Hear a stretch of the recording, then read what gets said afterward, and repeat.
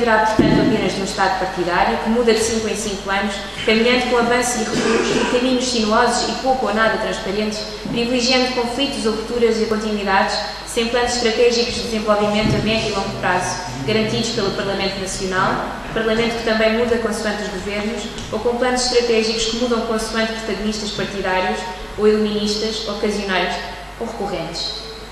Senhoras e senhores congressistas, a lusofonia em Timor-Leste representa o elemento diferenciador histórico e político da independência nacional em relação aos povos circundantes. Faz parte do ADN que está na gênese e no desenvolvimento da independência nacional. Sem esta componente do ADN, Timor-Leste, determinado pelo seu contexto etnolinguístico e geográfico, teria sido facilmente integrado na vizinha nação indonésia. A lusofonia nasceu em Timor-Leste há mais de 500 anos, partindo da aliança entre o povo português e o povo timorense e tendo sido fortificada e renovada com a sua independência nacional desde há 10 anos. Portanto, a lusofonia em Timor-Leste está hoje nos primeiros 10 anos de aprendizagem da fala, do seu desenvolvimento cognitivo e afetivo, da sua assimilação, acomodação e reequilibração face aos condicionalismos e condicionantes nacionais e internacionais, onde entram em jogo a CPLP, o Ocidente e o Oriente. Está hoje como estariam os primeiros anos do empreendimento empresarial. Creemos que é importante a dimensão cronológica e cosmológica tanto no desenvolvimento global da nação como das suas características diferenciadoras. Caso contrário, ficaríamos facilmente afetados pelas dificuldades de toda a ordem que se nos apresentam. Quem faz uma análise mais global fica com a sensação de que a lusofonia em Timor se encontra numa encruzilhada. Encruzilhada onde desemboca a geração antes da ocupação da Indonésia. Conhecemos todos o assédio dos atores internacionais no processo da descolonização de Timor, alguns dos quais bem referido por Barbeiro Magalhães nos seus inúmeros escritos e intervenções e nos 3 volumes de Timor-Leste, interesses internacionais e atores locais. Conhecemos todos os interesses político-estratégicos, económicos e financeiros da Austrália ou dos anglo-saxónicos em relação a Timor, desde tentativas de aquisição e de ocupação, desde a guerra com o Japão, passando pelo alinhamento no reconhecimento da anexação de Timor na Indonésia, desde a aliança e seu cumprimento com a Indonésia para a exploração do petróleo, passando pela prontidão em colaborar com a ONU desde o referendo de 1999, passando pelos seus projetos económicos e financeiros, passando pela educação e formação de quadros timorenses, passando em particular pela estratégia de consagrar o inglês como língua nacional através da Constituição Nacional Timorense, passando pela eliminação do ensino do português nos primeiros anos de escolaridade, passando pelas escolas e universidades, bibliotecas e recursos informáticos que vai tentando disseminar por todo o território. Conhecemos todos a problemática de uma geração de jovens formados durante os 25 anos da ocupação indonésia. São jovens que nasceram e cresceram, se desenvolveram e formaram num contexto de tentativas de erradicação da lusofonia. São jovens que não dominam a língua lusófona. Sobretudo, são jovens que estão a constituir a nova liderança e chefia nacional. São jovens que estão a constituir um peso significativo na redefinição da Constituição Nacional, do Plano Nacional e do Plano Estratégico de Desenvolvimento e, portanto, são jovens que têm uma palavra importante a dizer sobre a lusofonia em Timor-Leste. Conhecemos também a nova geração formada na Austrália. Não estando condicionada como a geração formada na Indonésia, esta geração australiana tem podido continuar a desenvolver a língua lusófona, a identidade timorense e ainda não formalizada identidade lusófona. Apesar desta relativa posição de autonomia, a formação e a convivência com a sociedade australiana podem exercer certas influências nas suas opções, tanto em relação à língua como a políticas económicas e financeiras, sociais e culturais, etc. Por último, sabemos todos que a geração antes da ocupação da Indonésia, a geração entre as décadas de 30 e 40 ou pouco mais, vinha na continuidade dos 500 anos de convivência com os portugueses, com os quais mantinha laços mais ou menos profundos. Esta geração está a atingir o termo da sua liderança e chefia. Senhoras e senhores congressistas, o futuro da lusofonia em Timor-Leste dependerá em primeiro lugar e insubstituivelmente da vontade política e da decisão democrática do povo timorense. Eis o desafio perante o qual estamos confrontados. Temos a certeza da opção pela lusofonia por parte da geração anterior à guerra interpartidária dos meados da década de 70. Temos a certeza de que esta geração antiga e a nova geração conduziram a luta até à autodeterminação e independência. Temos a certeza de que a nova geração está vinculada à língua lusófona pela Constituição Nacional. Temos a certeza de que a nossa nova nação está vinculada à CPLP. Não temos, porém, a certeza de que as novas gerações venham a manter e desenvolver os ancestrais laços de aliança e de acordos, de simpatia e de amizade com o povo português. É nesta incerteza que estamos a perspectivar o futuro da lusofonia em Timor. Porém, acreditamos que as novas gerações saberão ser fiéis aos seus pais e antepassados, aos valores que tanto souberam demonstrar até 20 de maio de 2002 e até este primeiro decênio da independência nacional. Valores espirituais face aos valores materiais, valores de identidade, de dignidade, uma milenar história, cultura, política e estratégia. A morte da lusofonia em Timor não dependerá nem apenas do povo timorense, nem apenas do povo português, mas sim de toda a denominada comunidade dos povos de língua portuguesa. Para nós, a língua portuguesa deixou de ser a língua portuguesa para passar à língua lusófona. Deixou de ser o meio de expressão dos valores portugueses para passar a ser a língua de cada um dos povos da CPLP. Deixou de ser a língua portuguesa para passar a ser a língua brasileira, a língua angolana, moçambicana, guineense, cabo-verdiana, são-tomense e também a língua timorense. A língua lusófona será, assim, uma língua comum ao lado de tantas línguas e dialetos que distinguem os povos da CPLP uns dos outros e distinguem no interior de cada nação uns grupos étnicos e linguísticos uns dos outros. Enquanto as línguas locais limitam a comunicação à dimensão de cada um dos grupos etnolinguísticos, é através desta língua comum que a sociedade civil timorense e seus representantes políticos se estabelecem contactos com estimados 250 milhões de falantes lusófonos. Senhoras e senhores congressistas, assim como os restantes povos da CPLP são para o mundo europeu, africano e americano, assim Timor-Leste é para todo o Oriente. Entre Goa, Damão, Diu e Macau e outras lusofonias espalhadas pela imensa região Ásia-Pacífico, Timor-Leste assume uma posição particular, precisamente na medida em que é um Estado independente. Se em relação às restantes situações toda a ação é condicionada pelos Estados que os supervisionam. O sonho que pretendemos realizar com a imprescindível cooperação de toda a CPLP é que Timor-Leste se transforme numa plataforma de ligação entre o Ocidente e o Oriente, um centro de irradiação de valores europeus para os orientais e de valores orientais para os europeus. E ser plataforma e centro significa a presença efetiva de todas as estruturas construtivas e operativas. Educação, formação pré-universitária, universitária e técnico-profissional, incluindo a formação contínua, indústria e comércio, arte, desporto, etc. Neste diálogo da rede de cooperação externa, sabemos que a Igreja representa a interlocutora que oferece as melhores condições. Podemos constatar uma simbiose, uma convivência construtiva entre a milenar espiritualidade tradicional e as novas espiritualidades, sendo o catolicismo e o protestantismo por volta dos 98% da população. Os desafios da lusofonia e da cidadania lusófona em Timor-Leste colocam-se assim perante a capacidade da CPLP. Mas, senhoras e senhores congressistas, o que são 14 mil quilómetros quadrados e cerca de 1 milhão e 100 mil habitantes para os cerca dos 10 milhões e 100 mil habitantes de Portugal, dos 194 milhões de habitantes do Brasil, sem falar dos restantes membros da família lusófona?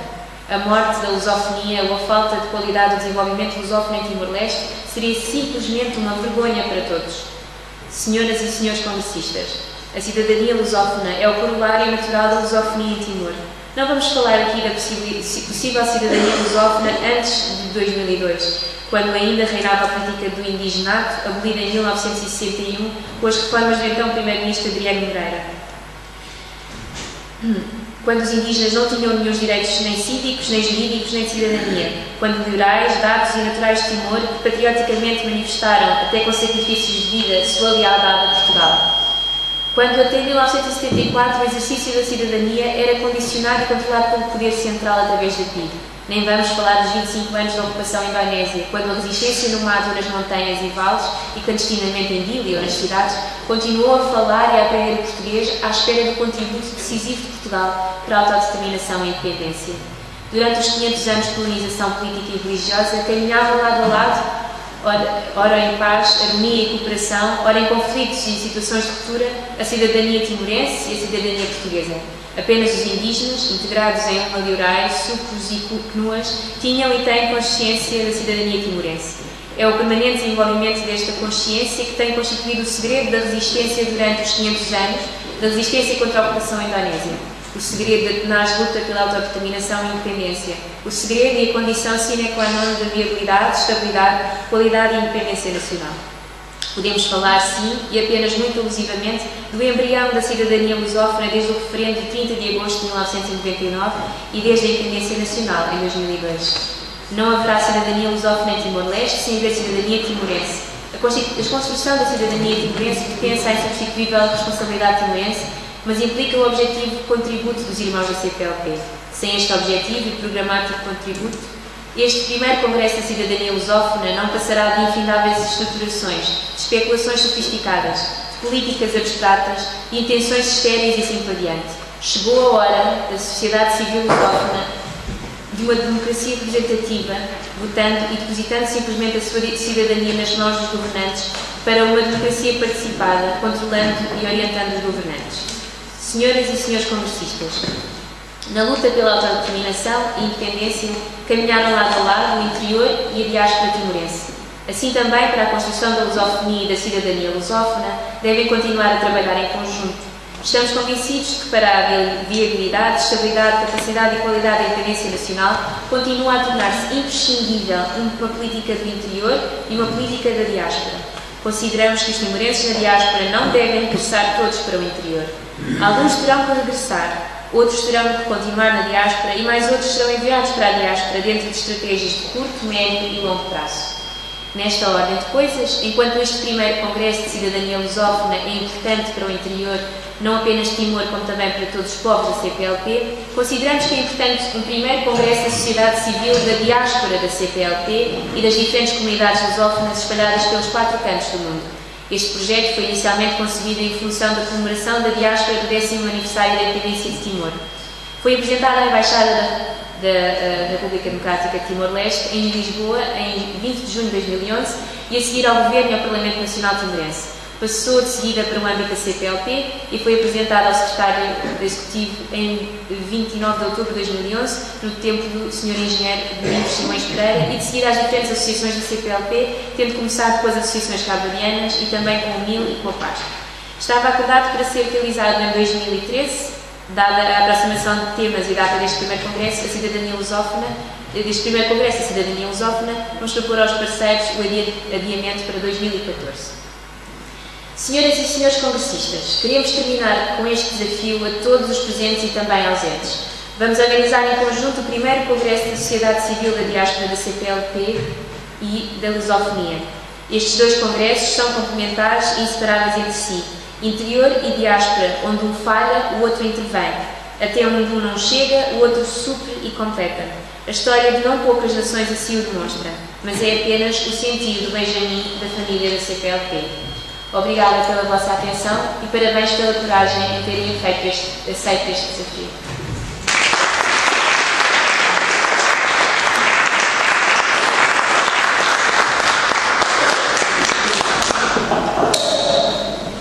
Obrigado, Joana. E conforme prometido, temos cerca de 15 minutos para o debate. Está o microfone naquela mesa. Peço a todos que queiram fazer uma intervenção final, e esta será necessariamente uma intervenção final antes do encerramento formal do Congresso, para se dirigirem a esta mesa e daí se dirigirem aos presentes. Bom, então, boa tarde, mais uma vez. Um esforço de agradecimento a quem esteve da organização desta iniciativa. E eu venho aqui repor uma situação. De facto, eu representei a Associação Charque Chile, disse que não estava digitado o nosso vice-presidente adoeceu. E mandou agora um abraço para todos e pedir desculpa. Razão porque eu não tinha nenhum texto, nenhum documento sobre o tema base. De qualquer maneira, entendendo que estamos no tempo final, eu estou em nome pessoal, Francisco Queiroz, eu gostaria de dizer o seguinte: também no primeiro dia, porque eu estive cá desde o princípio como outros participantes, dotei uma faixa etária elevada. Mas isto não me preocupa, antes pelo contrário. Se é verdade que nós, em nota, e a minha companhia militar, dizemos que o Presidente da República disse que já que preparámos o mundo para a juventude, saibamos preparar a juventude para o mundo, me parece que esta faixa etária demonstra a sua preocupação em, de facto, perpetuar os ideais dos quais eu pessoalmente subscrevo o que foi dito do Dr. Leão Rocha, porque, na verdade, em todas as intervenções, houve aqui bem presente a presença de um quinto império de paz, de luz, de fraternidade, de igualdade entre todos, e de facto a língua portuguesa tem esse veículo e constitui esse veículo fundamental, que é ser propiciador de estabelecer pontes, de ser um veículo de paz. Por outro lado, em termos práticos, gostaria de passar aqui, provavelmente eu não ouvi, peço desculpa, posso ter falhado a minha audição, não ouvi falar de um problema do ensino português, não só onde existem comunidades portuguesas, como nos próprios países lusófonos. E me parece que há um pedido urgente a fazer ao Instituto Camões ou ao Ministério da Educação, não vamos entrar aqui nessa problemática, porque quando há pessoas portuguesas que têm dificuldades em prestar o seu Ministério nos países onde há comunidades, e também seria bom, através destas associações, facultar reciclagens para os próprios pessoas portuguesas desses países. Por fim, referir que a língua portuguesa de facto está presente, mesmo que haja reminiscências acentuadas, porque tem que ser verídico das características de cada povo. Mas a riqueza desta lusofonia está na possibilidade de convivermos várias culturas com um ponto central que é a língua portuguesa. E já agora, para acabar, já que temos aqui baixo da gama, estamos outra vez numa situação a que Camões, através das Lusíadas, contou a viagem para a Índia, mas, se Deus quer, o homem sonha, a obra nasce, conforme o poeta disse sobre o Fernando Henrique, então me parece que este é o momento de dizer, como o poeta Fernando Pessoa, é hora para que nós almejemos outra Índia, que é uma Índia espiritual, que possa unir todos os povos através da língua portuguesa. E já agora vamos dizer, pertence à Associação Infante do Henrique, porque o Sr. Infante do Henrique assinava Henrique, também gostaria de pertencer a esse. Ok. Então, vou dar Deus ajude e viva a língua portuguesa.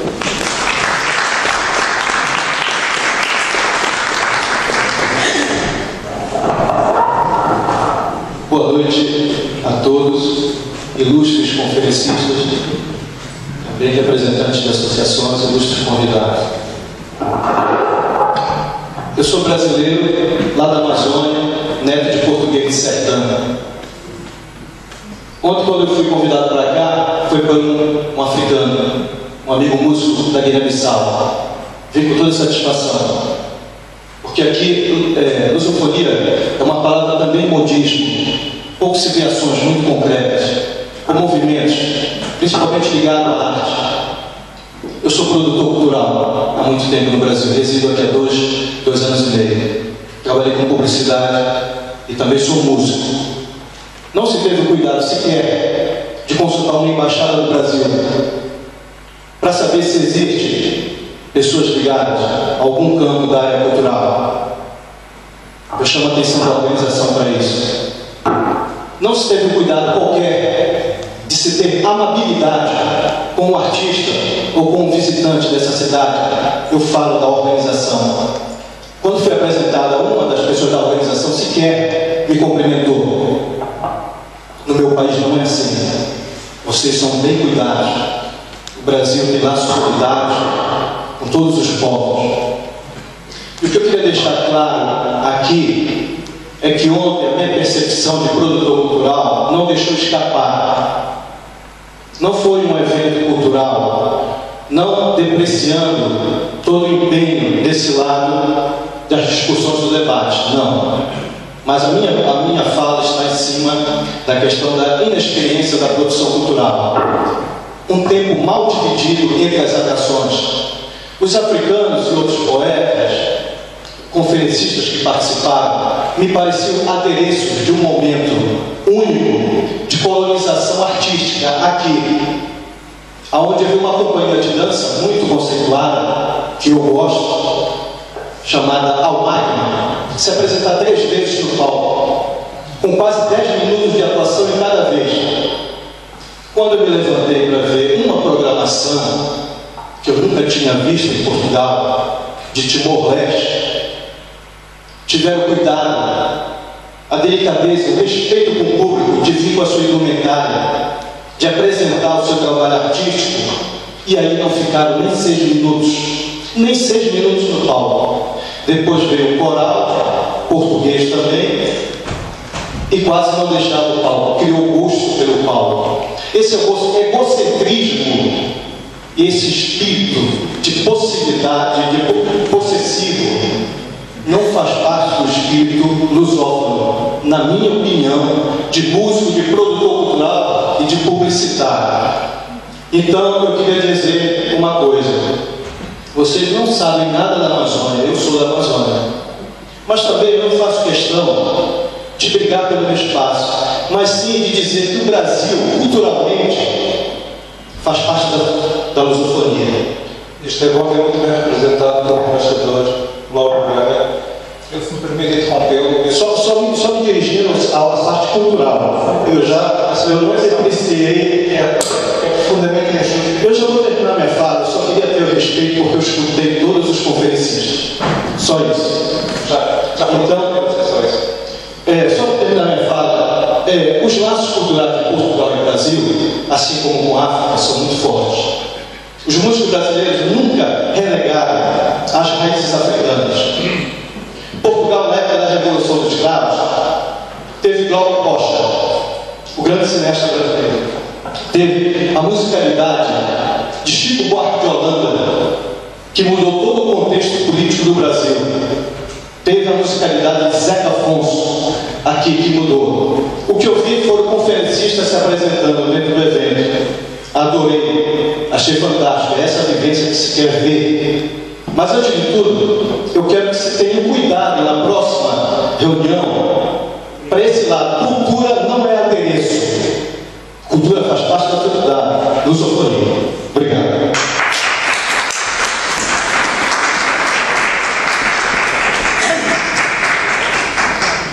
Vou tentar ser rápida. Primeiro, as primeiras histórias que eu ouvi ao colo, um primo meu que era médico e que esteve na guerra de 39-45 em Timor, foram as histórias timorenses que ainda não sabia ler. Fiquei toda a vida ligada, afetivamente, pelo abraço, pela afetividade de estar ao colo dele, exatamente a Timor. Portanto, agradeço-vos. E, segunda vez, foi quando eu, jovem de 14 anos, em 53, fui indigitada para a mocidade para receber as meninas que vinham de Timor, de Goa, de Malaca, tenho uma história a contar, e fui responsável por acolhê-las o melhor que era capaz, como Lisboeta, aqui. Fiquei a escrever com a Elisa, que era filha de um chefe, eu não sei como é que se chama o chefe de Timor, penso que até ela morreu. E tive a alegria de, quando me apresentei, de frequentar um curso de crioulos, em que de repente um americano que veio dar uma das sessões de crioulo, relacionado exatamente com Malaca, apresentou um vídeo e de repente eu olhei e eu conhecia aquela menina, velha como eu já estava, mas era exatamente a pessoa que tinha trazido uma mensagem no patuá de Malaca, exatamente para a cidade. Em que repetiam, eu aprendi que repetiam cadeira a cadeira, que era a maneira de fazer o plural de cadeiras. É qualquer coisa que nos fica de jovem e de amor. Eu aprendi, e foi muito interessante, isto foi de tal maneira importante que esse professor americano, neste momento, está convidado num Instituto Superior e que dirigiu o ano passado uma tese relacionada com Malaca e que me convidaram para lá. Isto começou na minha adolescência, daí o meu grande interesse nos aspectos educativos. No aspecto exatamente do fermento, acho que o exemplo dado com a Cala, onde eu tive a sorte de estar 3 vezes, e o exemplo dado exatamente pacífico, porque eu percebi e explicou-me a Elisa que era um pacto de sangue que vocês tinham e que era qualquer coisa de sagrado. Portanto, eu acreditei sempre que realmente Timor havia de ser independente e não dependente das fantasias. A outra coisa que louvo é estarem 2 jovens com continuidade daquilo que eu lastimei, de serem pessoas com mais de 50, eu tenho 74, mas ficou com os tais abraços que eu sou de dar e receber de alguém que ficou do cabo do mundo. O meu interesse por mapas, e talvez condicionante da minha profissão de urbanista, foi exatamente contemplar os bonecos antes de saber ler, acolhida no colo de alguém que tinha prestado serviço e que se dedicou exatamente à violência e veio a morrer por isso, que era o meu primo, que foi médico, que foi cumprir o serviço na altura da guerra 39-45, a invasão de Irão. Era um testemunho que eu não posso deixar de dar, porque acho que era uma zoofonia, antes percebo também o aspecto cultural, porque para mim a cultura é exatamente a mundividência base como se percepciona o mundo. E foi muito interessante, há três coisas que eu nunca esqueço. É o timbre da voz das pessoas, são os olhos e as mãos. E estes três vertentes, ainda ontem falava com aquela nossa colega que criou a história da língua portuguesa, acho que são qualquer coisa que aprender a percepcionar, a amar e perceber o que é a cultura. E entendo, mas ontem que foi um momento extraordinário. E o nosso adorismo, a nossa capacidade de recriar não tem a ver com o profissionalismo. O profissionalismo é a segunda fase. Eu também pertenço ao mundo cultural e percebo que eu tenho reagido como alguém sertanejo que veio, e eu conheci aqui o Manuel Bandeira na Morte e Vida Severina, que me tocou profundamente, a primeira vez que foi representada aqui em Portugal. Muito obrigado.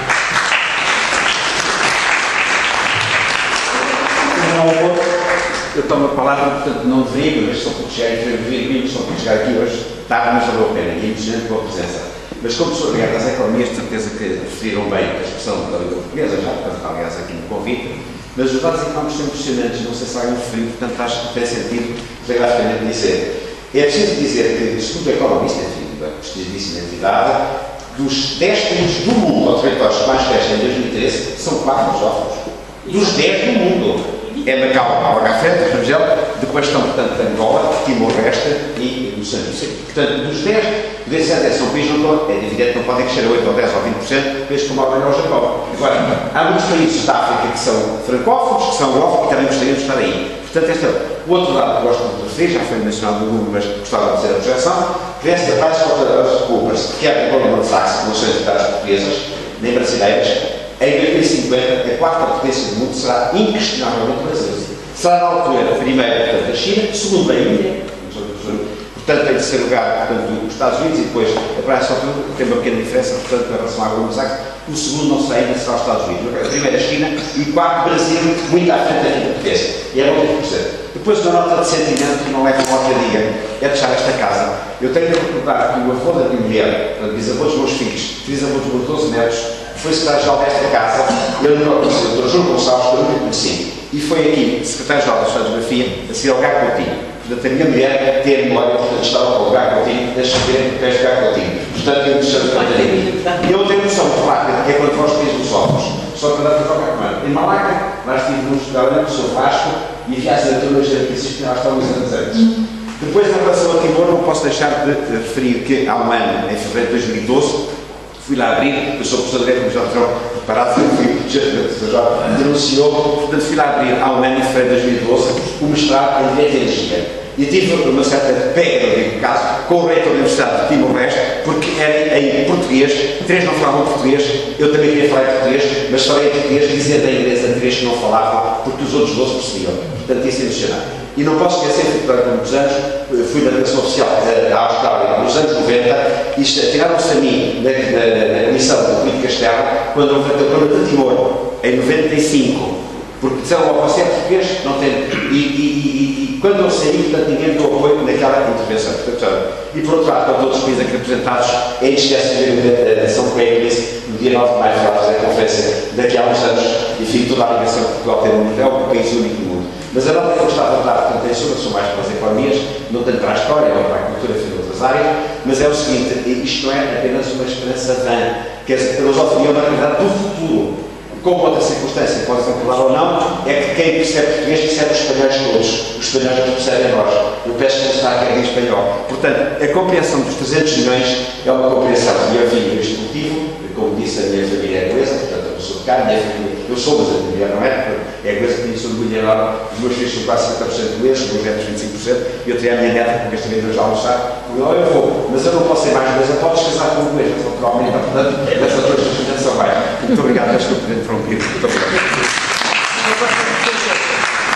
Como nós estamos já, os primeiros e-mails de hoje de manhã, e quiseres obrigado também ao Estado de Macau, os primeiros e-mails de hoje de manhã foram para combinar, enfim, participar num júri do moçambicano que vai encontrar-se em Macau, portanto, no dia 22 de maio, e portanto é fantástico Macau ter esta possibilidade, que sabe muito bem melhor que eu, do moçambicano altamente deputado, não vou dizer agora para demonstrar, vamos ter o doutoramento dele em Macau no dia 22 de maio. Portanto, isto é a possibilidade de Macau proteger neste. Há muitas aqui a deixar, ficou a saber outra pessoa. Portanto, eu vou estar hoje a tratar de júnior. Muito obrigado. Obrigado. Eu não correr mal, vai servir de referência de trabalho e o coração hoje já bateu muitas vezes a ouvir falar de Timor, de Cabo Verde, de Angola, de Moçambique, e apetece aqui dizer obrigado a Portugal. Eu tenho 49 anos, ainda não tenho mais de 50, tenho 49, metade de Cabo Verde, metade de Portugal. Este país onde estamos aqui todos hoje a discutir a lusofonia já fez muito para os países da lusofonia. Eu rendo aqui a Portugal. E em nome de Cabo Verde, porque não fosse Portugal, não tínhamos o país que hoje temos. A maioria dos nossos quadros cabo-verdianos estudou aqui em Portugal. E o meu coração bate tanto para o futuro de Cabo Verde, como bate para Portugal, assim como bate para o futuro da humanidade. E o futuro da humanidade depende dos homens e das mulheres, do amor, da solidariedade, da compreensão, independentemente da cor, independentemente da raça, independentemente da fronteira. Vai ser da compreensão entre os homens que vai depender o futuro da humanidade.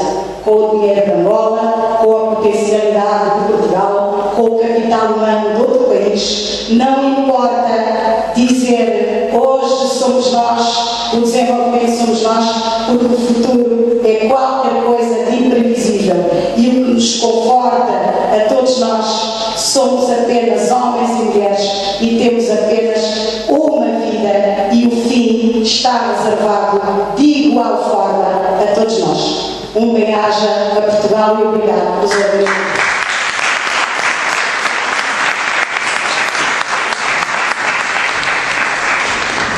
Para terminar, antes do encerramento formal, eu chamo aqui a esta mesa o representante de uma associação de São Tomé, para pronunciar, depois perdi de vista.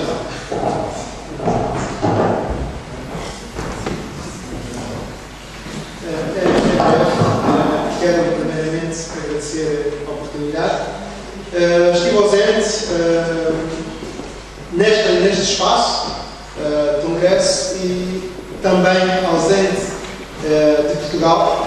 Assim que cheguei, tive conhecimento, havia-me convidado, mas tomei conhecimento ao regresso a Portugal. Entretanto, de saber quão importante é este congresso, não pude distanciar-me dele, pelo menos por 5 minutos, estar aqui dentro com todos os lusófonos, senão a comunidade centro-limpiana, que é o termo que eu utilizo desde quando as minhas brincadeiras, eu acho bastante importante.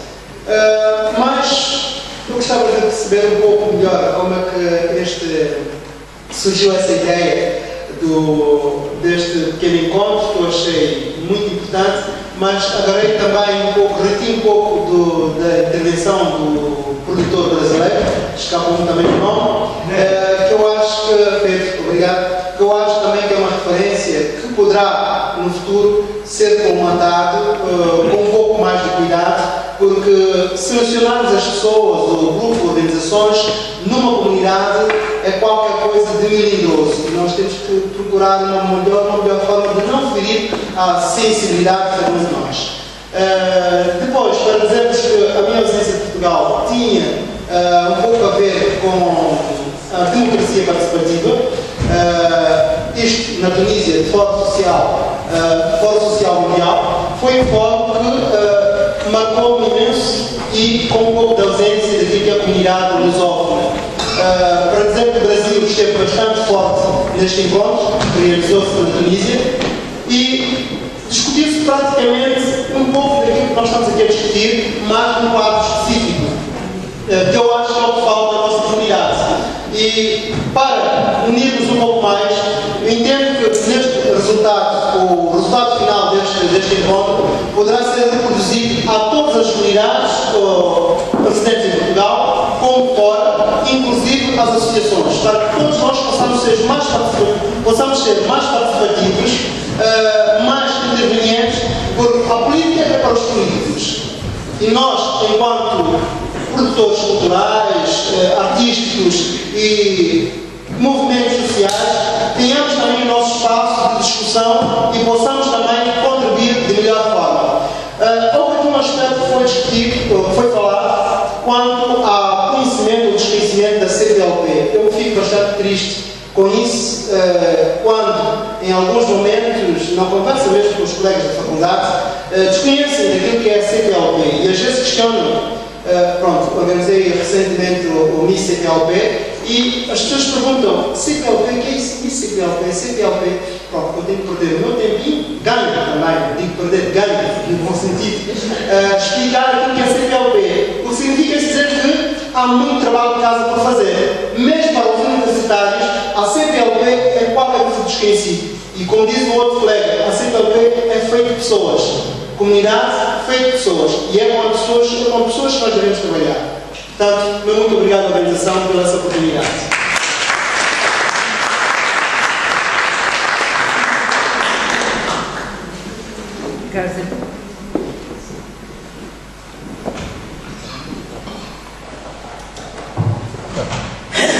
Caros amigos, estamos a chegar ao fim de uma jornada de 2 dias de trabalho.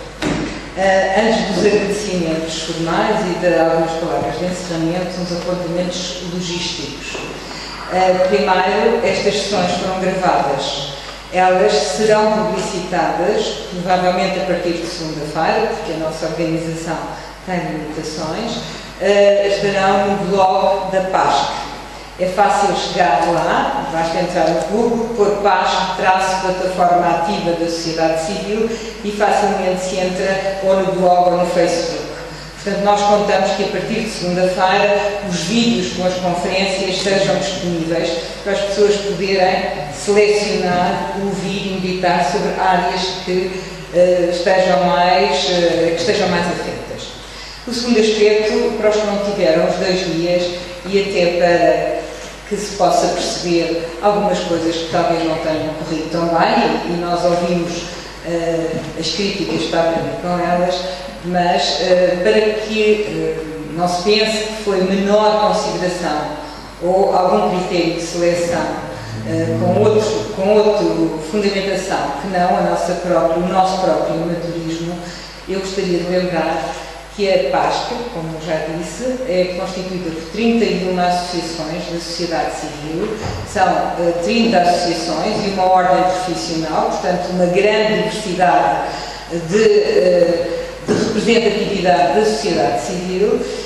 Temos uma associação que está em Portugal, mas que se pode dizer que é do espaço lusófono, a Associação Timorense de outro espaço lusófono, e não temos verba, portanto não temos estrutura e não temos verbas nenhumas, porque o governo português, ao contrário do governo de Macau ou do governo da Noruega, ainda talvez não se tenha apercebido da importância e da dimensão de ter uma sociedade civil mais ativa e de fornecer os instrumentos para que essa atividade aconteça de uma forma talvez mais estruturada.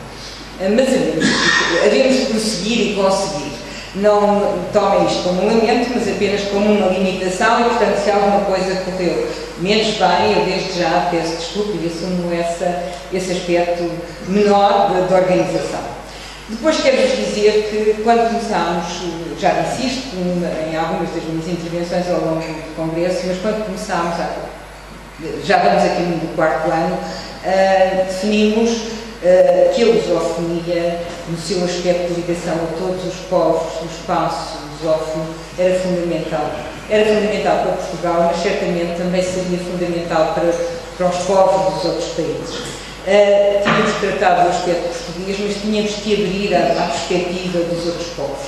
E entendeu-se que este Congresso da Cidadania Lusófona poderia ser um primeiro passo, uma primeira experiência, e desde lá logo foi apadrinhada pelas 30 associações. Para elas se concretizar, no entanto, foi necessário dar rosto ao voluntariado dessas associações. E nada teria acontecido aqui hoje se não fosse o esforço, a vontade, o voluntarismo e a generosidade de algumas dessas associações, cujas faces estão aqui representadas em 2 pessoas que foram vitais. A Luísa Janeirinha, à minha direita, responsável pela Sfera Mundi, uma das associações da PASC, e pelo Renato Epifânio, presidente do Movimento Internacional Lusófono, que também integra a PASC. Portanto, para os dois, eu, em nome da PASC, o meu profundo agradecimento e para eles peço uma salva de palmas.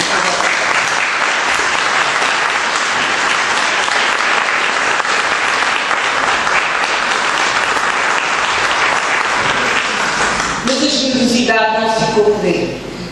Todos os artistas que participaram ontem, todos os conferencistas que estiveram ao longo destes 2 dias, todos os presidentes de mesas, de painéis que estiveram connosco, alguns que pertencem à PASC, outros que têm apoiado a PASC, são exemplos de cidadania e são exemplos daquilo que a sociedade civil tem o seu melhor de generosidade e verdade.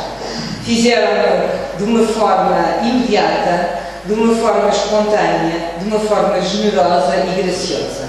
Portanto, também para eles eu gostaria de celebrar com uma salva de palmas da vossa parte.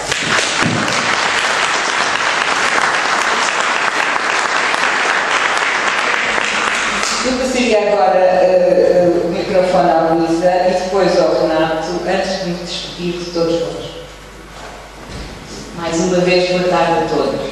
Estamos mesmo neste final e eu agradeço, foi para mim uma experiência muito gratificante, principalmente porque tive a oportunidade de termos aqui presente várias pessoas que representam uns associações e outros não, que neste momento estão identificadas como voluntários também para participar nas organizações que temos vindo a fazer, onde fazemos com a nossa própria pele, por amor à camisola, e a maior parte de nós sem pôr dinheiro, pondo dinheiro nosso e sem termos uma questão nas nossas contas para fazermos o que estamos a fazer.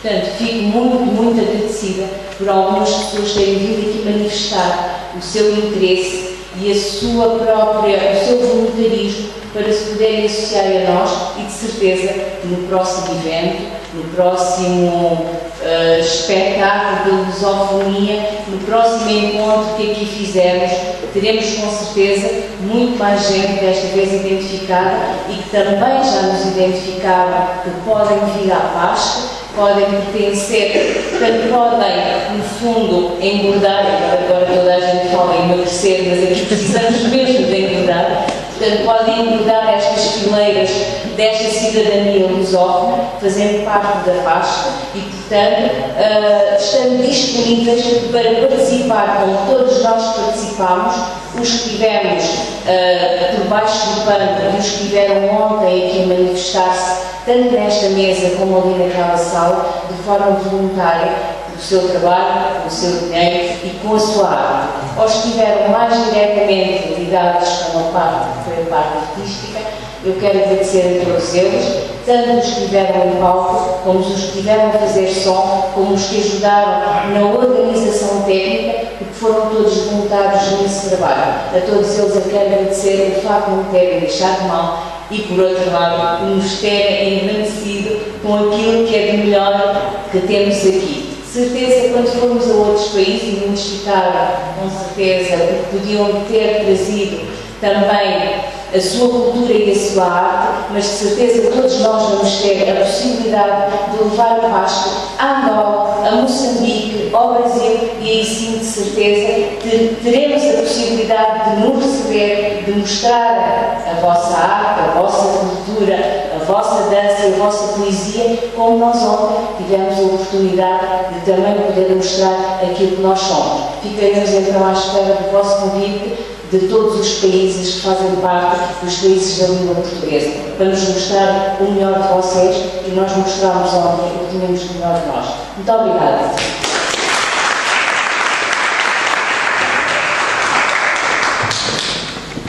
Bom, em jeito de balanço, eu acho que este congresso correu muito bem. Apesar de eu ter consciência que houve aspectos que não foram feitos, não tanto aquilo que foi dito relativamente ao espetáculo, e a esse respeito eu gostaria de dizê-lo ou de reiterá-lo, sobretudo porque, em termos de concepção de espetáculo, eu não tive nada a ver com ele. Todo o mérito do espetáculo, em termos de concepção, é da Luísa Janeirinho, e eu penso que, aliás, foi notório todos os presentes que lá estiveram ontem, a reação foi espontânea, genuína, Todos manifestaram agrado pelo espetáculo a que puderam assistir. Quanto à programação do Congresso, e aí eu já sou mais diretamente responsável, eu reconheço, ou melhor, reconheço que, por exemplo, nem todas as intervenções foram certeiras, no sentido em que se centraram no tema que era proposto, mas enfim, houve mais de quase meia centena de intervenções.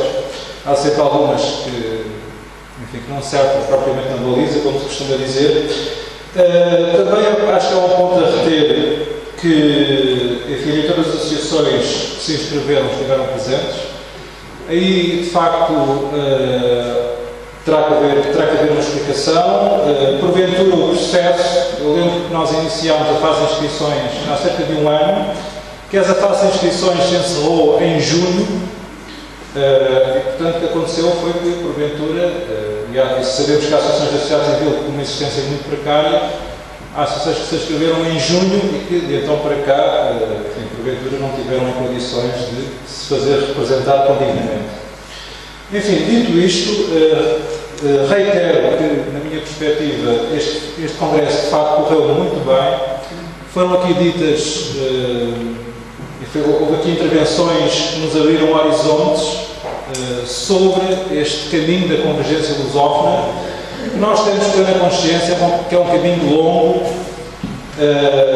Eu do MIL costumo dizer que o MIL não é para sprinters, é para maratonistas. Quem quiser resultados imediatos para amanhã, de facto, não deve vir para esta luta, deve procurar lutas mais fáceis, porque aí só aí poderá ter resultados mais imediatos. Penso que ficaram muitas pontas soltas que nós agora, sobre as quais nós iremos agora refletir. Como eu disse, de resto, logo a abrir esta última secção, isto não é um fim do caminho, é apenas o princípio, e, portanto, agora constituir-se-ão naturalmente grupos de trabalho que irão procurar retomar a reflexão que foi aqui iniciada neste Congresso, e esse é também o meu desejo, a minha vontade, é de repetir, não sei propriamente a periodicidade, mas eventualmente anual, bianual, repetir este Congresso, ou seja, lançar o segundo Congresso de Cidadania Lusófona, não necessariamente em Portugal.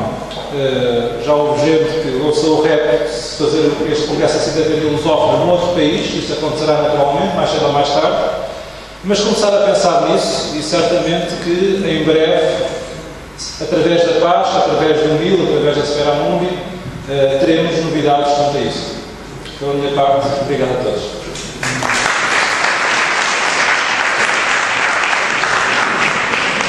Eu exorto as associações que estiveram presentes e que se fizeram representar e que falaram sobre determinados temas que procurem agora estabelecer laços e ligações com outras congêneres para que alguns destes projetos, e estou a olhar para a Margarida Almeida Rocha no Círculo de Autor que apresentou ontem, aquilo que pode ser uma grande iniciativa para o espaço lusófono, mas como ela houve outras, como se falou no Brasil, a necessidade de introduzir este espírito lusófono na educação numa fase precoce. Portanto, todas estas ideias, para ganharem espírito e ganharem força, provavelmente é importante que se estabeleçam as pontes, e esses são os objetivos deste Congresso: abrir as portas para que as pontes se estabeleçam para lá do espaço que aqui criamos. Só assim conseguiremos prosseguir, e só assim este Congresso não será uma gota d'água num imenso oceano que esta nova viagem nos terá que fazer atravessar. Falou-se de história, falou-se de cultura, falou-se de língua, falou-se de espaço, do espaço geográfico e do espaço marítimo. Mas também se falou aqui de um outro espaço, que é o espaço de agora, que é aquele espaço do espírito, da vontade, do fazer diferente do povo português, que o povo português levou, mas que também trouxe e com ele se enriqueceu. E daí, como nos disse a professora Adriana Morar, e tem dito muitas vezes, por alguma razão, existe uma comunidade de países lusófonos. Não foi por decreto, foi por vontade dos homens que se aproximaram. Neste espaço existe o mar, mas hoje o Carlos Vargas adicionou-lhe um prefixo e do mar se fez a mar. E é do mar que nós estamos a falar neste congresso de uma sociedade civil que tem que aprender a participar de uma forma mais interativa. Estamos num tempo novo e o tempo que agora estamos a viver é o tempo que projetará o futuro. Se nós conseguirmos trazer esse futuro para o presente, certamente que a lusofonia e este espaço continuará para além do tempo. Muito obrigada pela vossa presença, muito obrigada pela vossa participação e por terem estado até este momento. Uma boa tarde.